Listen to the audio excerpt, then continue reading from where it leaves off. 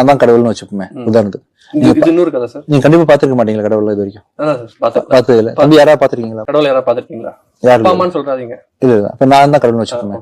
நான் என்ன சொல்றேன், என்ன வேணா பண்ணுங்கன்னு சொல்லிடுறாங்க உங்ககிட்ட. தொட்டதெல்லாம் ஜெயிக்கும்னு சொல்றேன். என்ன செய்வீங்க?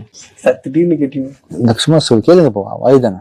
தொட்டதெல்லாம் ஜெயிக்கணும்னா நான் என்னை ஒரு பெரிய ஹீரோவா நடிக்கிறதுக்கு நடந்துச்சு. அப்புறம் தொடர்ந்து ஹிட் கொடுத்துட்டே நடந்துச்சு. அதுக்கு மேல ஒண்ணுமே இல்லையா சார்?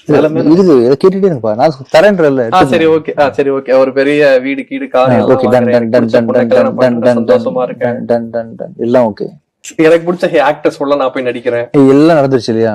உங்ககிட்ட சோகம் இருக்காதுன்னு நினைக்கிறீங்களா? அப்போ கடவுள் நானே கொடுத்துட்டேன் எல்லாத்தையுமே, என்ன சோகம் இருக்கும்? எல்லாமே நடக்குதுன்னு சோகம் இருக்கும். என்னடா ஒரு லைஃப்ல ஒரு இதே இல்லையே. இல்ல, எல்லாமே நடக்குது. கடவுள் நானே கூட இருக்கிறேன், எல்லாத்தையும் பண்றேன் உங்களுக்கு. அப்ப என்ன பிரச்சனை உங்களுக்கு? மனுஷன் பிரச்சனையை தேடி போயிட்டே இருப்பான். அவனுக்கு எங்கேயாவது ஓட்ட தெரியாதான்னு ஒரு பிரச்சனை. மனசே அப்படிதான், குரங்கு மனசு. திருப்பி குரங்குதான். அதான் ஃபெயிலியர்னு லைஃப்ல ஒண்ணு கிடையவே கிடையாதுப்பா. இது லைஃபே ஒரு டிராவல் தான்.